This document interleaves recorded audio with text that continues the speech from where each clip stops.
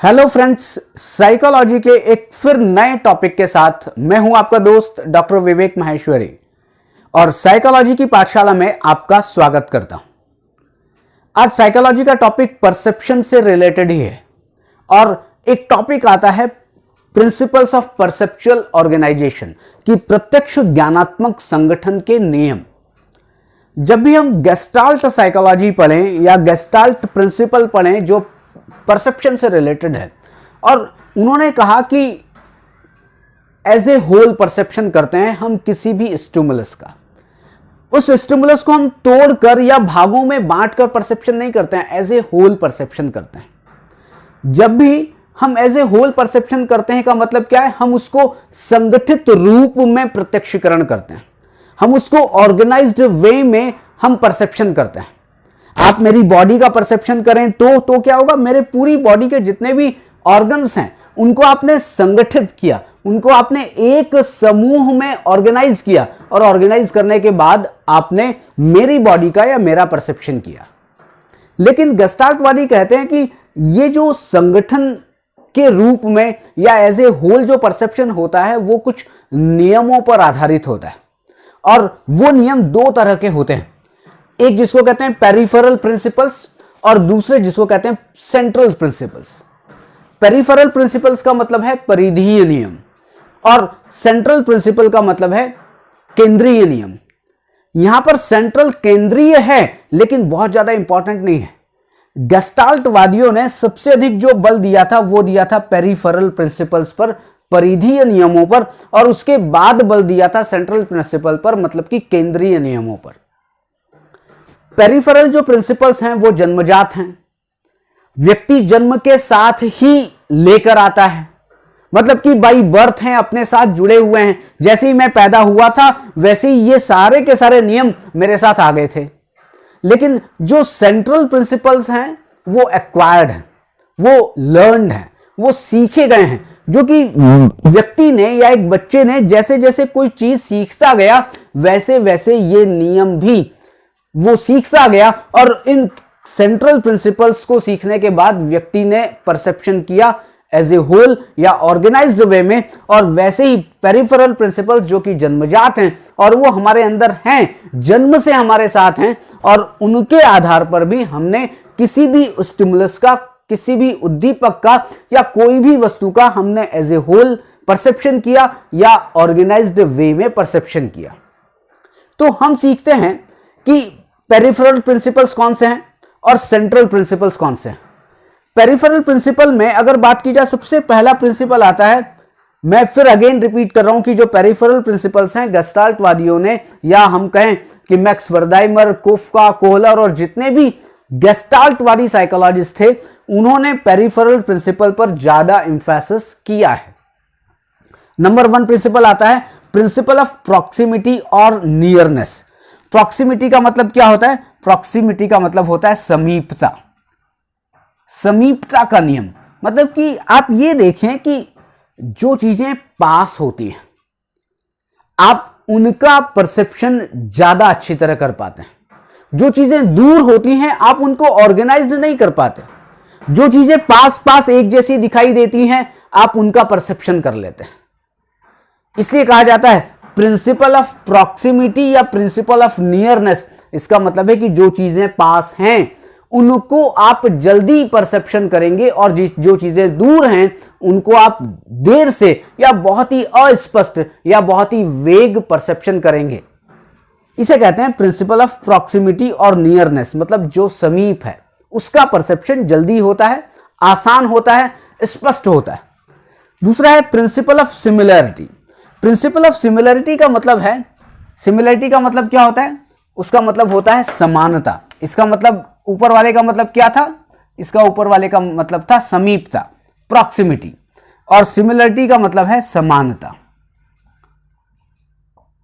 यहां पर इसको समझते हैं। पहले तो क्या था कि जो चीज नियर है, जो चीज पास है, उसको आप ऑर्गेनाइज्ड वे में एज ए होल परसेप्शन करते हैं। दूर वाली चीजों को परसेप्शन ठीक से नहीं कर पाते। दूसरा है सिमिलरिटी, कि जो चीज समान होती है उन समान वस्तुओं को हम एक साथ देखते हैं, हम एक साथ संगठित करते हैं, और उससे जो अलग चीजें हैं उनको दूसरी तरीके से देखते हैं। आपको मैं यहां पर एक पिक्चर बनाता हूं। ये मैंने एक फिगर बनाया, यहां पर एक 3 बॉक्स हैं, 3 क्रॉस हैं, फिर एक ये बॉक्स बना दिया, फिर एक ये क्रॉस बना दिया।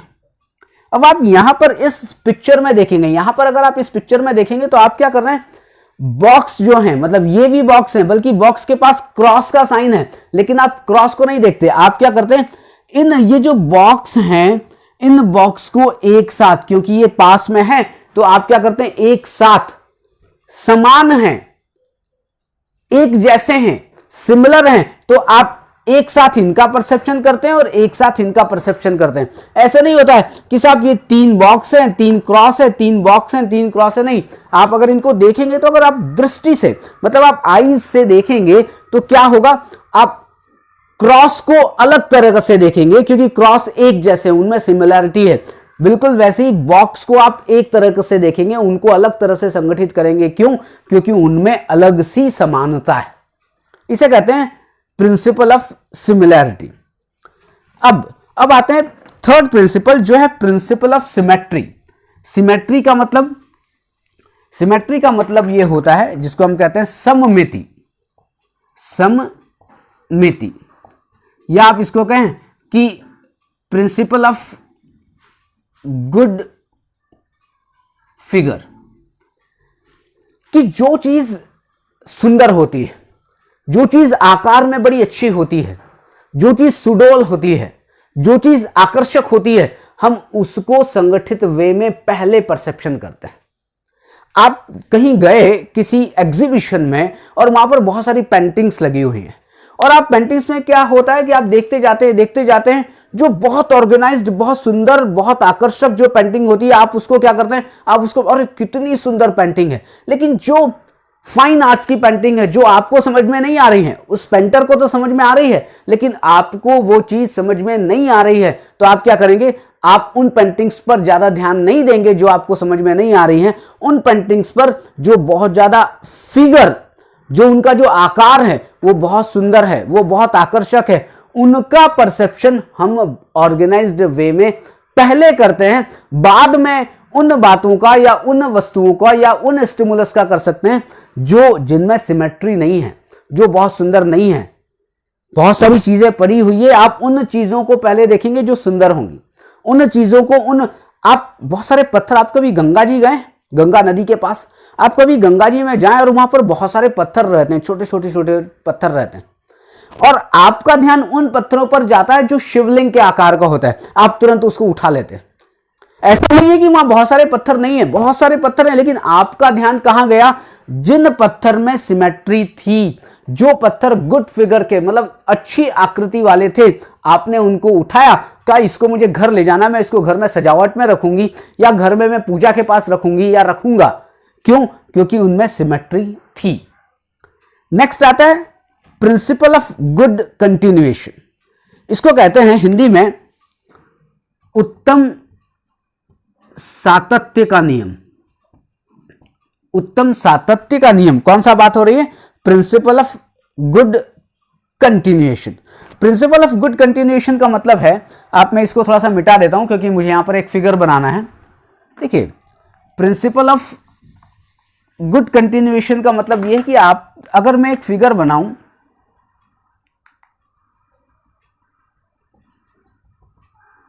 अब आप यहां पर अगर इसको देखें तो आपको क्या लगेगा, मुझे ऐसा लगता है कि आपको लगेगा कि ये जो लाइन है, ये इस तरह से बाहर की तरफ जा रही है, या आपको लगेगा कि ये जो लाइन है इसमें एक गति दिखाई दे रही है, और ये जो अंदर की तरफ, मतलब कहीं ना कहीं एक दिशा की तरफ, अंदर की तरफ बढ़ती जा रही है, और एक समय ऐसा आएगा वो बिल्कुल डॉट अंदर एकदम इस तरह से आपको दिखाई दे रही होगी। अगर आप इसको, इस फिगर को आप ध्यान से देखेंगे तो क्या होगा, ये जो स्टिमुलस है, ये जो पिक्चर आपको दिखाई दे रही है, उसमें क्या है, गुड कंटिन्यूएशन, एक बहुत ही अच्छी निरंतरता है। आप बिल्कुल ऐसे अंदर अंदर अंदर अंदर अंदर अंदर, आप कभी फोटो देखेंगे, कुछ फोटोज ऐसे होते हैं जो 3D फोटोज, ऐसा लगता है कि आप अंदर जाते जा रहे हैं, अंदर जाते जा रहे हैं, अंदर जाते जा रहे हैं। वो किस लिए नजर आ रहे हैं, वो उनमें क्या है, प्रिंसिपल ऑफ गुड कंटिन्यूएशन, उत्तम सातत्य का नियम काम कर रहा है, जैसे कि ये फिगर आपको यहां पर दिखाई दे रहा है। नेक्स्ट आते हैं प्रिंसिपल ऑफ कॉमन फेट की सामान्य गति का नियम। अब सामान्य गति की बात करें कि सामान्य गति में अगर यहां पर बहुत सारे डॉट्स हैं, अब यहां पर बहुत सारे देखिए डॉट्स मैंने बनाए। अब यहां पर क्या है, मैं कुछ डॉट्स को ऐसे कर देता हूं कि जो बिल्कुल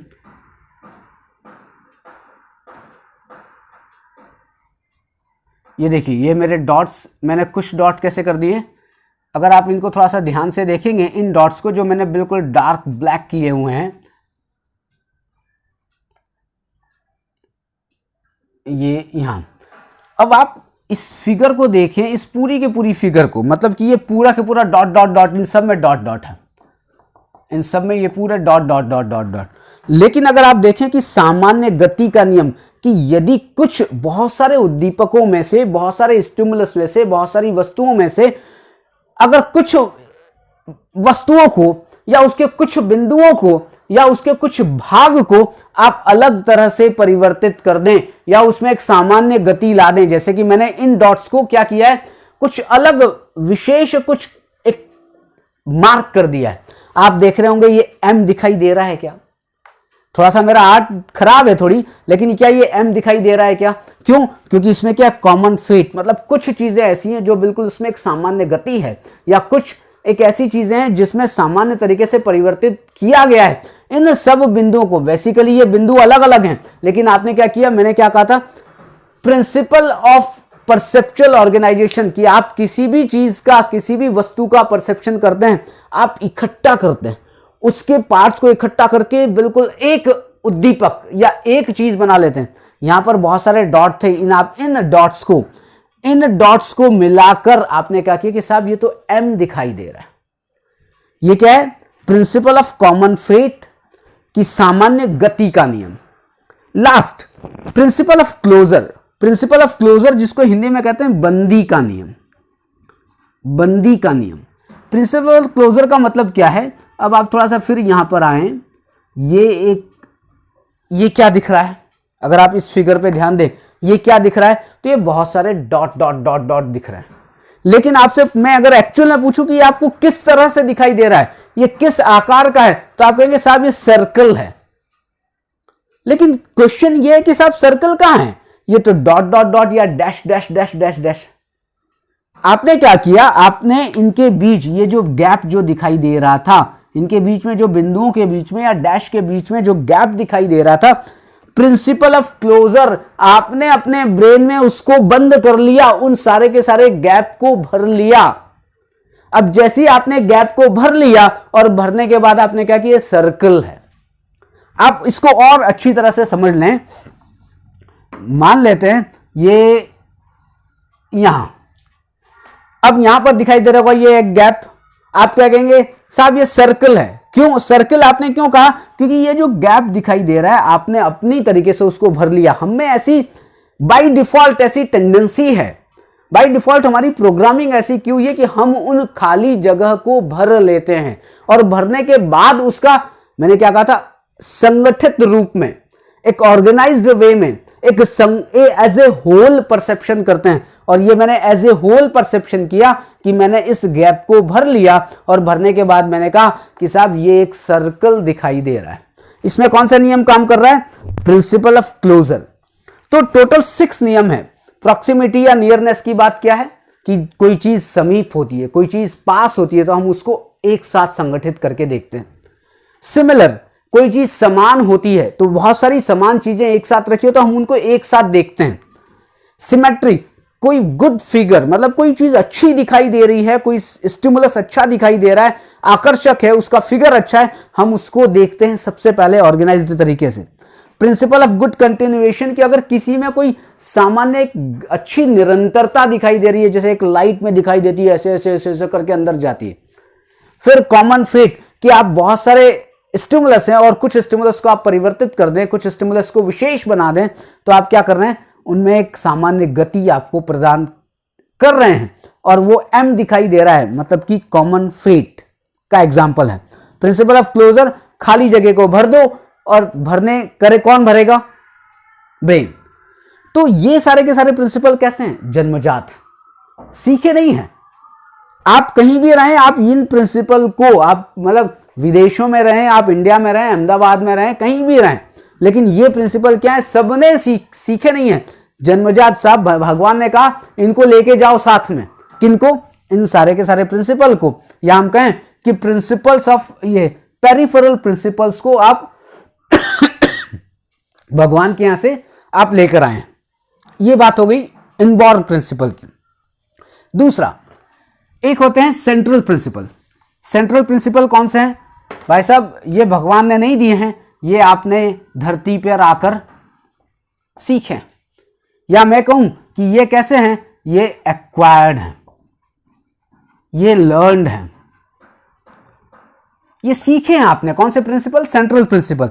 और सेंट्रल प्रिंसिपल किससे संबंधित होते हैं? जो व्यक्ति परसेप्शन कर रहा है उससे संबंधित। पेरिफेरल प्रिंसिपल उस उद्दीपक से संबंधित जिसका परसेप्शन किया जा रहा है उससे संबंधित। वो वस्तुएं पास में है, वो वस्तु बहुत अच्छी सुंदर दिखाई दे रही है, वो स्टिमुलस में सिमिलैरिटी है, वो स्टिमुलस में कॉमन फेट है, उसमें मतलब कि सामने वाले व्यक्ति में। लेकिन सेंट्रल प्रिंसिपल साहब विवेक, मेरे में जो है उसके आधार पर मैं परसेप्शन करता हूं। मेरे में क्या है? अगर मैं बताऊं कि क्या इसमें मोटिवेशन आ सकता है, कि मोटिवेशनल प्रिंसिपल, कि जो 5 हमारी मुख्य रूप से 5 दैहिक आवश्यकताएं, और उन 5 दैहिक मतलब 5 फिजियोलॉजिकल आवश्यकताएं, hunger, thirst, sleep, sex, elimination, या बहुत सारी साइकोलॉजिकल नीड्स हैं। तो जो नीड होगी उसके आधार पर ही मोटिवेशन बनेगा, और मोटिवेशन के आधार पर आप परसेप्शन करेंगे। आपको भूख लगती है तो आप रोड पे जाएं तो आपको और कोई दुकानें दिखाई नहीं देती। अरे वो देखो बड़ा पाव की दुकान, देखो वो इडली डोसा की दुकान, अरे देखो वो चपाती और वो सारे के सारे जो क्या कहते हैं खाना मिल रहा है वहां पर। भाई साहब दुकानें तो बहुत सारी हैं, लेकिन आपका ध्यान कहां गया? आपका ध्यान केवल और केवल खाने की दुकानों पर गया। क्यों? क्योंकि आप में मोटिवेशन था किसका? हंगर का, भूख का। तो ये किससे संबंधित है? विवेक से संबंधित है, मेरी आवश्यकता से संबंधित है। इसे कहते हैं मोटिवेशन का नियम। दूसरा है मेंटल सेट का नियम। मेंटल सेट जिसको आप कहते हैं मानसिक वृत्ति, मेंटल सेट का नियम। मेंटल सेट का नियम यह कहता है कि आप पहले किसी उद्दीपक को देख लें, आप पहले कोई चीज देख लें। देखने के बाद क्या है, जैसे आप देखते हैं आपके मन में एक इंप्रेशन क्रिएट हो जाती है, और फिर कोई व्यक्ति उसमें थोड़ा बहुत चेंज कर दे और फिर आपको दिखाई जाए तो आप कहेंगे यार ये तो पहले वाली चीज है। आपको ऐसे समझ में नहीं आएगी।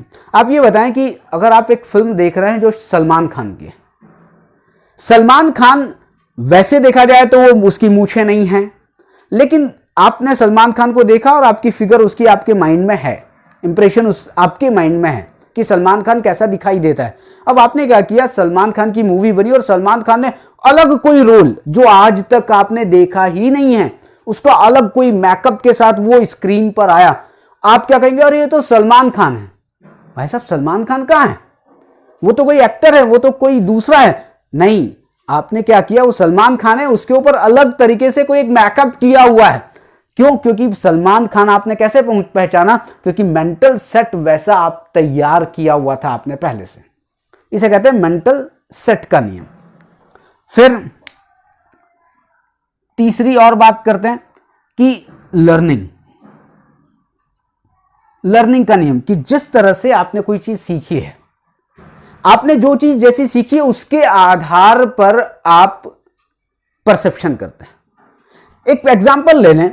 एक एग्जांपल ये है कि मान लेते हैं कि आपको इंग्लिश बिल्कुल नहीं आती है, मतलब आप बिल्कुल आती ही नहीं है इंग्लिश आपको। अब इंग्लिश नहीं आती है, लेकिन मैं एक सेंटेंस लिखता हूं।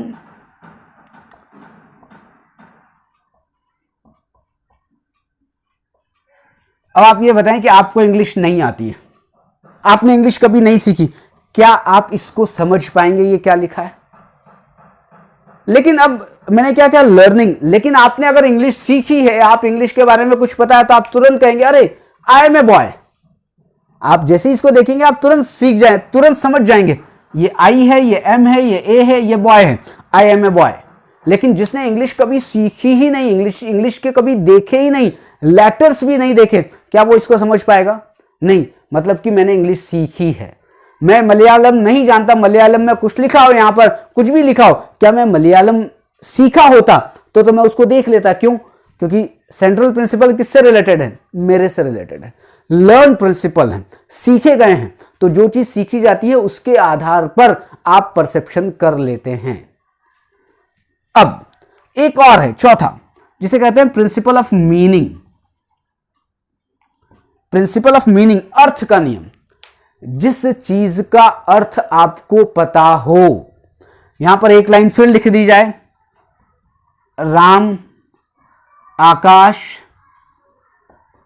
पिता पेड़, ये मैंने एक लाइन लिखी, फिर मैंने दूसरी लाइन लिखी, राम आम बाजार लाना। अब आप ये बताएं इन दोनों में आपको किसका अर्थ समझ में आ रहा है? राम आकाश पिता पेड़, ठीक है, 4 शब्द लिखे हुए हैं, लेकिन अर्थ आपको पता चल रहा है कि राम आकाश पिता पेड़, अर्थ नहीं पता लग रहा है। लेकिन जैसे नीचे देखेंगे, राम आम बाजार लाना, अच्छा ये बात हो रही है कि राम भाई साहब बाजार जाओ तो आम लेके आना। क्या हो रहा है? आपने इसके अर्थ को जाना। आप जिसके अर्थ को जानते हैं आप उसका परसेप्शन जल्दी करते हैं, जिसके अर्थ को नहीं जानते उसका परसेप्शन बहुत लेट करते हैं या बिल्कुल भी नहीं कर पाते।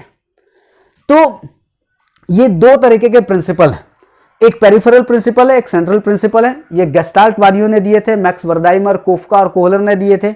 गेस्टाल्ट वादियों ने पेरिफेरल प्रिंसिपल पर, मतलब कि परिधीय नियमों पर ज्यादा बल दिया था, सेंट्रल नियमों पर, केंद्रीय नियमों पर कम बल दिया था।